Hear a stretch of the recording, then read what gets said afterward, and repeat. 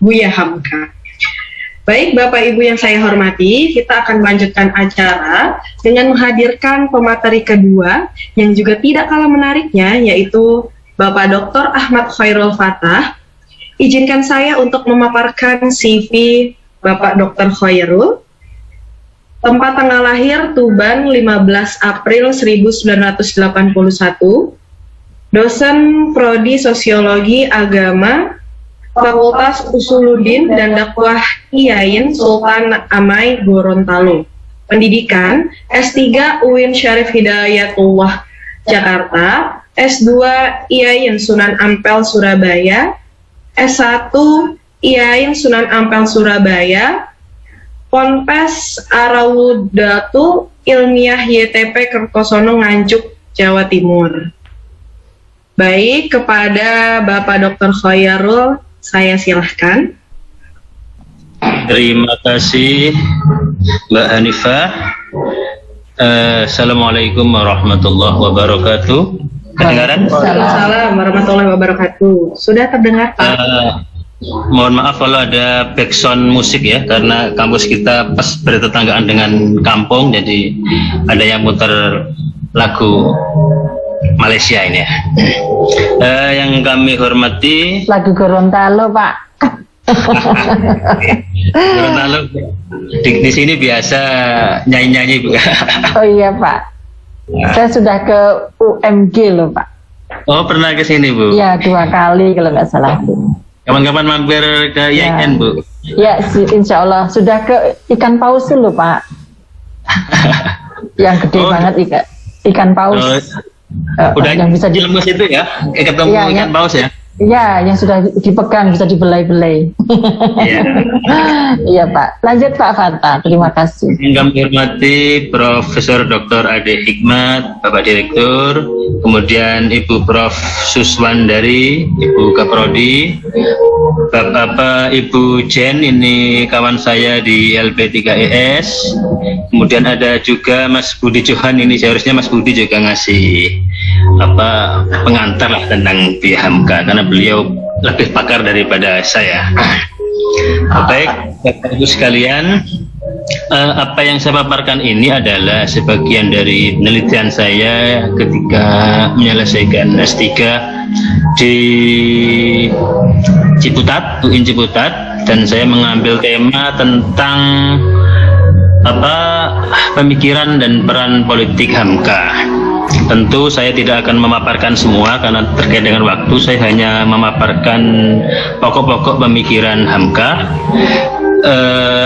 khususnya terkait dengan politik ya. Baik Bapak Ibu sekalian, kalau kita selama ini mengenal Hamka itu, kita kenal Hamka sebagai mufassir, sebagai novelis gitu kan, sebagai budayawan karena menulis banyak novel. Nah, dari perkenalan masyarakat tentang Hamka yang terbatas itu, yang masih berkutat tentang Hamka sebagai seorang ulama, sebagai seorang sastrawan, saya kemudian tertarik untuk meneliti Hamka sebagai seorang pemikir dan pegiat dan aktivis politik. Ya, itu sebab utama kenapa saya mengangkat ini, dan pada kesempatan kali ini saya akan memaparkan tentang apa sih yang saya temukan ketika mengkaji tentang Hamka dari aspek politik. Seperti kita ketahui, Hamka itu lahir di tengah situasi sosial politik di Indonesia yang sedang berubah. Ada gerakan pembaharuan di Jawa, di Sumatera ada Sumatera Tawalib, di Jawa ada Syarikat Islam, Muhammadiyah, Al-Irsyad, Persis, dan lain sebagainya, Nahdlatul Ulama juga. Kemudian saat yang bersamaan juga muncul semangat kebangsaan Indonesia yang luar biasa. Munculnya Syarikat Islam, Budi Utomo, kemudian ada Persatuan Mahasiswa Indonesia di Belanda, dan macam-macam. Dan di saat yang bersamaan pula di dunia Islam sedang terjadi transformasi politik Islam. Hamka itu lahir 1908, dan di era perkembangan dan pertumbuhan Hamka itu seperti kita ketahui terjadi penghapusan sistem politik Islam lama berupa khilafah Utsmaniyah dan berganti dengan negara modern, negara Turki modern yang sekuler, dan ini kemudian membuat politik Islam di dunia itu goncang. Para pemikir dan aktivis politik Islam saat itu sedang mencari-cari model ideal sistem politik Islam yang relevan dengan kehidupan modern. Itu latar sosial politik di mana Hamka lahir dan berkembang, yang kemudian membentuk pribadi Hamka sebagai seorang pemikir dan aktivis pergerakan kebangsaan. Sementara yang membentuk secara pribadi diri Hamka itu ya tentu saja bapaknya, HK, Haji Abdul Karim Amrullah, yang mendirikan gerakan Sumatera Tawalib dan kemudian menggerakkan Muhammadiyah di Sumatera. Kemudian ada Cokro Aminoto, Sultan Mansur, Agus Salim. Hamka itu di usia remaja sudah pergi ke Jogja, dan di Jogja ikut pelatihan ya. Kalau kita sekarang mungkin kaderisasi di Sarekat Islam, disitulah Hamka belajar pada Cokro, pada Agus Salim, dan Cokro itu sangat terkesan kepada Hamka karena pengetahuan agamanya yang bagus, dan dia itu selalu mencatat apa yang disampaikan oleh Cokro. Sementara Agus Salim ini sampai senior, sampai Hamka senior itu Agus Salim menjadi pembimbing Hamka. Hamka kalau ada masalah-masalah sering datang ke Agus Salim, kemudian diskusi di situ berbagai macam tema. Ya, kalau Sultan Mansur pastilah karena beliau ini kakak ipar Hamka, dan Hamka hampir setahun di Purwokerto ya, itu belajar kepada Sultan Mansur.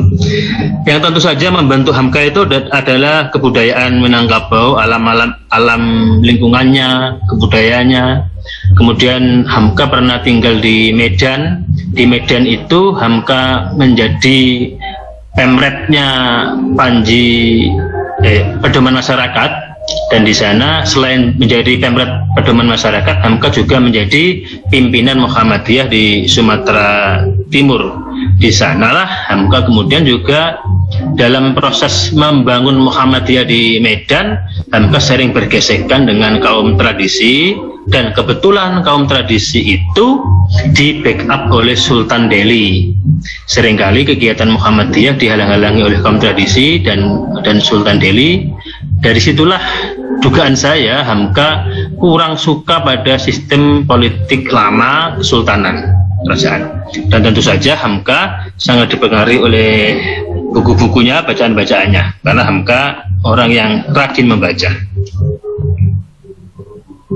Sekarang saya masuk ke pemikiran intinya. Ini menurut saya fondasi atau paradigma dari politik Hamka, dari pemikiran politik Hamka maupun dari aktivitas politik Hamka. Bagi Hamka, agama dan negara itu tidak bisa dipisahkan. Hamka mengibaratkannya negara dan agama itu seperti tubuh dan nyawa. Ya, ada 3 alasan yang disampaikan oleh Hamka. Yang pertama, bahwa Islam itu agama yang kamil mutakamil, yang kafah, agama yang mencakup segala hal, termasuk urusan pribadi, urusan umum, masyarakat. Islam juga mengurusi urusan dunia dan akhirat, maka politik sebagai bagian dari urusan publik itu juga sudah masuk dalam, tidak mungkin Islam tidak mencawe-cawe terhadap urusan ini. Ya, kemudian banyak juga ajaran-ajaran Islam yang tidak bisa diwujudkan tanpa keterlibatan negara. Ini bukan tanpa keterlibatan negara, seperti zakat itu jelas, khudz min amwalihim shadaqah. Kemudian keadilan itu juga tidak mungkin diterapkan tanpa adanya kekuasaan. Ada banyak hal ya, bukan hanya ajaran yang bersifat pidana, tetapi juga ajaran yang bersifat yang lain juga butuh pada campur tangan negara.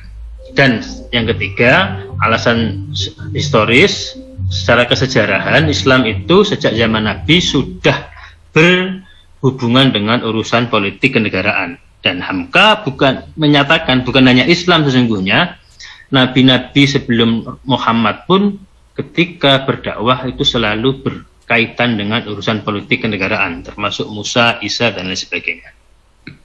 Tapi secara ini Islam itu bukan hanya bersinggungan, tetapi Hamka juga menyatakan Islam itu sudah membentuk negara.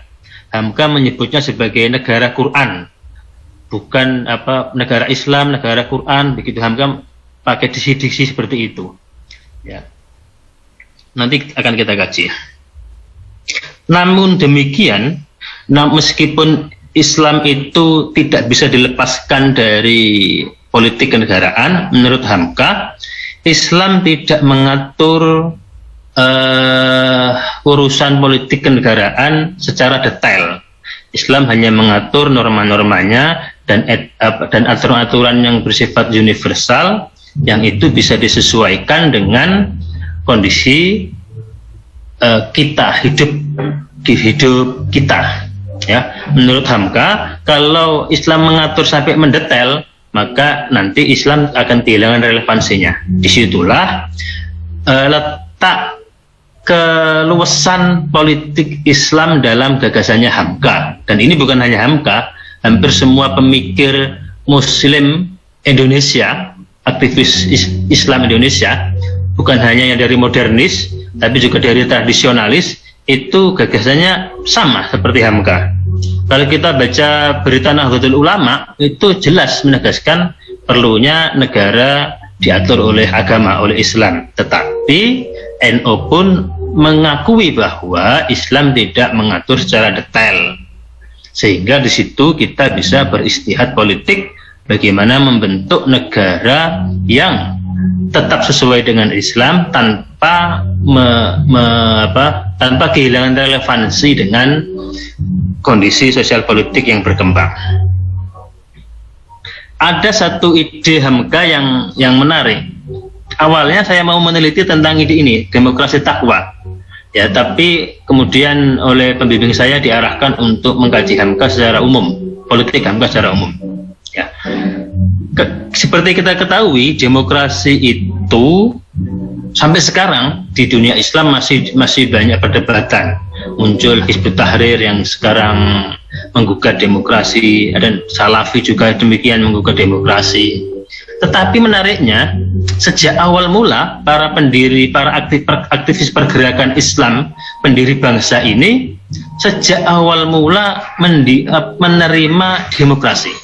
Jadi begini, sebelum Indonesia merdeka, itu sudah punya cita-cita, para aktivis pergerakan itu sudah punya cita-cita kemerdekaan.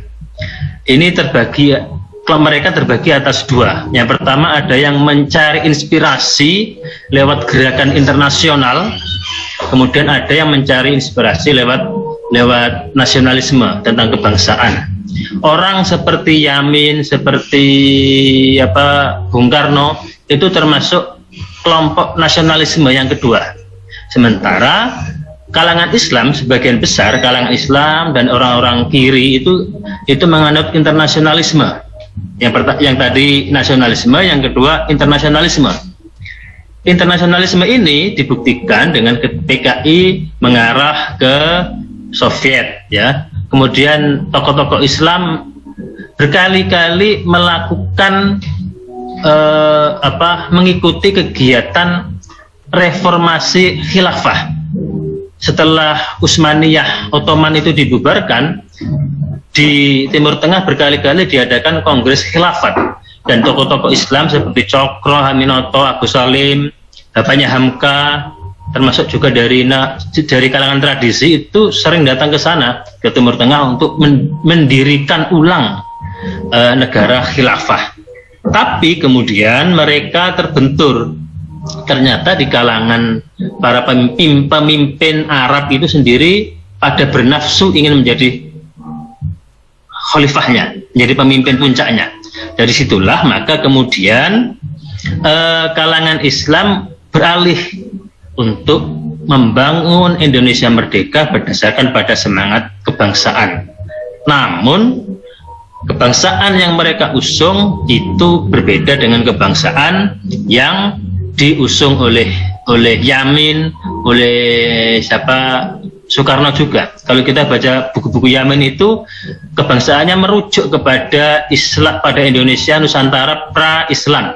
Nah, sementara para tokoh aktivis Islam, pergerakan Islam, mereka merujukkan nasionalismenya pada Islam, pada nilai-nilai Islam, pada kesejarahan Islam di Nusantara, di Indonesia ini. Sementara kalangan PKI, komunis, kalangan kiri tetap merujuk ke Soviet, internasionalismenya Soviet. Dan tokoh yang berhasil merumuskan nasionalisme berbasis Islam itu ternyata adalah Agus Salim. Agus Salim itu gurunya Hamka. Termasuk juga Agus Salim kemudian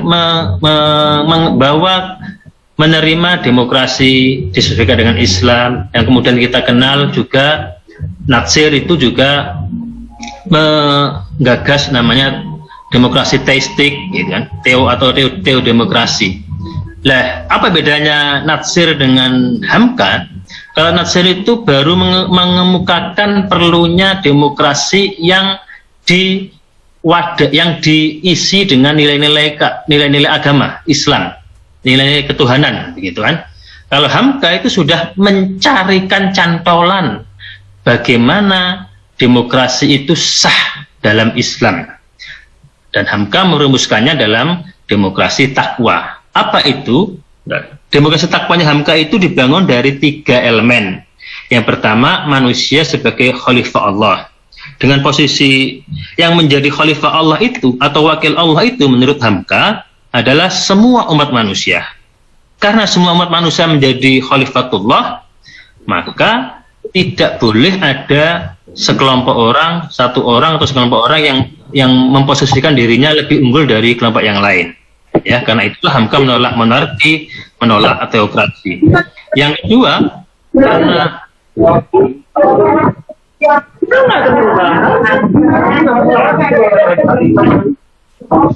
kedua, karena semua umat manusia itu posisinya sama sebagai wakil Tuhan, maka mereka harus menyelesaikan masalah hidup bersamanya, masalah hidup bersama itu secara musyawarah. Tidak boleh dengan cara perintah sana perintah sini, tetapi dengan cara musyawarah, dengan cara syura. Dan supaya permusyawaratan orang banyak itu tidak keluar dari real agama, maka ketakwaan orang, masyarakat yang bertakwa itu harus terbentuk.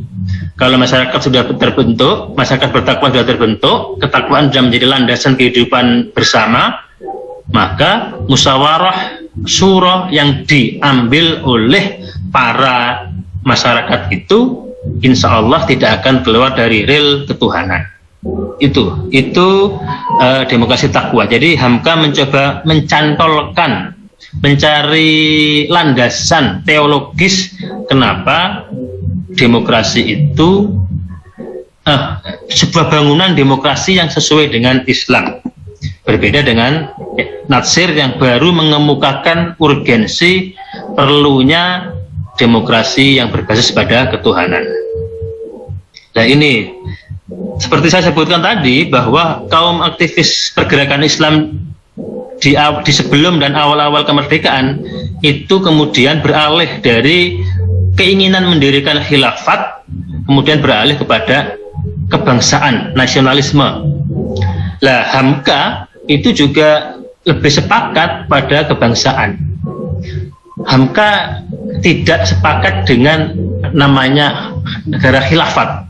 Itu jelas dinyatakan oleh Hamka, ya, bahwa Islam itu datang bukan untuk membentuk satu kebangsaan namanya bangsa Islam. Islam tetap mengakui bahwa semua suku, semua bangsa itu ada. Nah, semangat persatuan antar umat Islam itu, atau Hamka menyebutnya pan-islamisme itu, diwujudkan bukan dengan mendirikan negara khilafah atau negara tunggal yang mewadahi semua umat Islam sedunia. Bukan. Hamka tidak sepakat dengan itu. Bahkan Hamka menyatakan setelah Hamka beberapa kali melakukan kunjungan ke Timur Tengah sebelum kemerdekaan itu, Hamka menyadari bahwa ternyata bangsa Indonesia itu masih dipandang rendah oleh bangsa Arab karena bangsa Indonesia belum merdeka. Karena itu menurut Hamka yang harus dilakukan oleh bangsa Indonesia sekarang ini bukan mendirikan pan-Islamisme, tetapi adalah bagaimana Indonesia merdeka terlebih dahulu. Lah, disinilah Hamka bisa menerima ide kebangsaan, ide nasionalisme. Dan Hamka itu pernah berdebat dengan Hasan tentang nasionalisme. Ya, seperti kita ketahui, Hasan itu sangat menolak nasionalisme karena dianggap kufur, dianggap bisa memecah belah ukhuwah Islamiyah. Tetapi Hamka bahkan menerima nasionalisme dan menganggap nasionalisme itu adalah alami, sesuatu yang alami. Namun demikian, Hamka mengingatkan nasionalisme itu harus terkontrol, karena kalau tidak terkontrol akan melahirkan penjajahan, perbudakan. Dan yang bisa mengontrol nasionalisme itu adalah iman dan nilai-nilai kemanusiaan. Nah, ini ada dua kebangsaan, ada dua macam semangat kebangsaan yang dilarang oleh Islam menurut Hamka. Yang pertama, asobiyah jahiliyah, yaitu kebangsaan sempit yang terbatas pada klan dan kaum. Ini seperti kebangsaan Arab pra Nabi Muhammad, ya, Arab jahiliyah. Ya, kebangsaan yang seperti ini yang berbasis pada suku-suku ini bisa melahirkan perpecahan.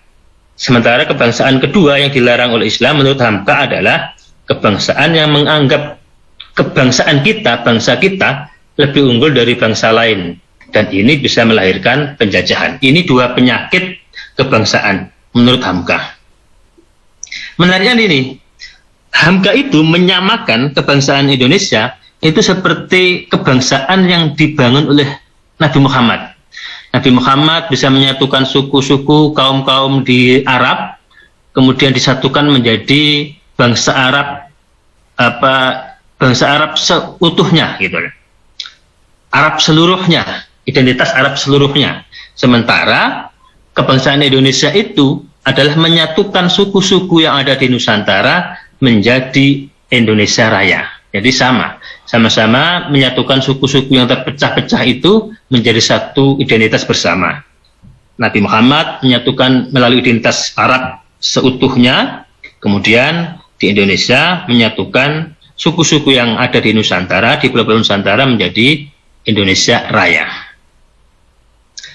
Hamka, seperti yang saya sebutkan tadi, membangun semangat kebangsaannya kepada Islam. Karena itu, ketika mendirikan Indonesia, mengisi Indonesia, Hamka juga selalu mencantolkan Indonesia, kebangsaan Indonesia itu kepada Islam. Menurut Hamka bahwa sumber kebangsaan Indonesia itu sesungguhnya dari Islam. Beda dengan Yamin. Kalau Yamin sumbernya dari Majapahit, dari Sriwijaya, sampai Yamin menyebutkan bendera merah putih itu 5.000 tahun sudah ada, gitu kan. Kalau Hamka tidak, Hamka mencantolkan sumber kebangsaan Indonesia itu justru dari Islam. Ini dibuktikan dengan hampir semua pahlawan nasional itu adalah pahlawan Islam, orang-orang Islam, para sultan, pangeran, ulama. Dan ketika mereka berjuang melawan kolonialisme Barat, orang-orang Eropa, mereka selalu meneriakkan takbir. Bahkan Hamka menyebut di pelana kudanya Pangeran Diponegoro itu ada lambang bulan bintang, begitu kan? Dan Diponegoro pun menyebut perangnya bukan perang Jawa, tapi perang Sabil, ya, jihad melawan orang-orang kafir. Ya. Itu yang pertama. Yang kedua, sebelum Islam, orang-orang Nusantara itu identitasnya berbeda-beda. Bugis ya Bugis, Jawa ya Jawa. Ya. Tetapi ketika Islam datang menyebar di pulau-pulau di Nusantara, kemudian terbentuklah satu identitas bersama. Negaranya berbeda-beda, kerajaannya berbeda-beda, tetapi identitasnya sama, yaitu identitas Al-Jawah, Al-Jawi. Hamka menggambarkan ketika orang-orang Nusantara itu pergi ke Mekah untuk berhaji, ketika ditanya, kamu dari mana? Min aina anta, gitu kan? Ana min Jawa, ana min Jawi, gitu jawaban. Jadi identitas Jawi, Jawa itulah yang kemudian menyatukan suku-suku yang berbeda di Nusantara. Ini juga kemudian bahasa yang berbeda di Nusantara disatukan dengan bahasa Melayu yang sudah diislamkan. Dan yang ketiga, bahwa Hamka melihat ajaran Islam itu sudah terwujud dalam kehidupan sehari-hari orang-orang Indonesia, sudah embedded lah, sudah menjadi satu dengan kehidupan orang Indonesia, orang Nusantara juga, orang Nusantara. Ini dibuktikan ketika menyebut, gampangnya ya, dulu seperti di Jawa, dulu di Jawa itu harinya hanya ada 4 ya, Rebo, Klop, Pon, Kliwon, Wage, nah itu kan ada 4 kalau salah. Kemudian ketika Islam datang dijadikan 6, 7, Ahad, Senin, Selasa, Rabu, Kamis, Jumat. Itu contoh gampangnya. Penanda waktu juga seperti itu. Sebelum maghrib, setelah maghrib, sebelum zuhur. Jadi ini dasar kenapa Hamka menganggap Islam itu adalah basis dari nasionalisme Indonesia. Ini selain masalah kebangsaan Indonesia, Hamka juga merespon ide-ide politik Barat. Tentu saja ini ya, tentang sekularisme, Hamka sangat menolak sekularisme. Hamka membagi sekularisme itu ada sekularisme lunak yang menempatkan agama di ruang privat, bukan di ruang publik. Kemudian ada sekularisme radikal seperti komunisme. Hamka sangat menentang komunisme, ya, ini adalah alasannya. Terhadap deklarasi universal hak asasi manusia, Hamka secara umum bisa menerimanya. Hanya 2 yang ditolak, ada 2 prinsip yang ditolak, yaitu hak untuk nikah beda agama dan untuk hak untuk berpindah agama. Menurut Hamka, kedua HAM ini bertentangan dengan Islam. Ya, ini menariknya Hamka dengan Pancasila. Kalau kita mengkaji Hamka, ketika Hamka berada di konstituante dan di luar konstituante, itu kita akan melihat ada perbedaan. Di konstituante, Hamka, Masumi, NU, PSII itu menolak Pancasila dan menginginkan Pancasila diganti dengan dasar negara Islam. Tetapi di luar itu, ternyata Hamka, Natsir, dan lain-lain sangat menerima Pancasila. Natsir dalam pidatonya di Pakistan menganggap Pancasila itu sangat sesuai dengan Islam. Nah, Hamka juga demikian. Hamka itu melihat Pancasila itu sudah sangat sesuai dengan Islam. Bahkan dalam Masumi itu dinyatakan, tokoh-tokoh Masumi menyatakan 5 dasar dalam UUDS tahun 50 itu sudah melampaui batas tengah dari prinsip negara yang diinginkan oleh Islam. Ya, sudah batas tengah, bukan batas pinggir, tapi batas tengah. Artinya apa? 70%, 80% itu sudah Islam. UUD sementara tahun 50. Padahal 5 dasar Pancasila versi UUDS itu nggak jauh beda dengan Pancasila yang ada sekarang. Lalu pertanyaannya, kenapa Hamka di konstituante menginginkan dasar negara Islam bukan Pancasila? Ya, karena salah satu sebabnya adalah saat itu orang-orang pendukung Pancasila punya tafsir yang berbeda-beda tentang Pancasila. Ada yang menafsirkannya secara panteistik, ada yang menafsirkannya secara sekularistik, ada yang menafsirkannya secara kejawen, macam-macam. Hanya ada 2 pendukung Pancasila itu yang dianggap oleh tokoh-tokoh Islam yang dekat dengan Islam, yaitu Arnold Mononutu dan Bung Hatta. Karena kedua orang ini menyatakan bahwa sila pertama, ketuhanan itu adalah basis dari sila-sila yang lain. Sementara para pendukung yang lain berbeda-beda. Tidak seperti itu, tidak menempatkan sila pertama sebagai basis moral. Karena itulah tokoh-tokoh pergerakan Islam di konstituante menolak Pancasila. Demikian yang bisa saya sampaikan. Nanti tentang ini bisa diperkaya oleh Mbak Jen. Terima kasih. Assalamualaikum warahmatullahi wabarakatuh.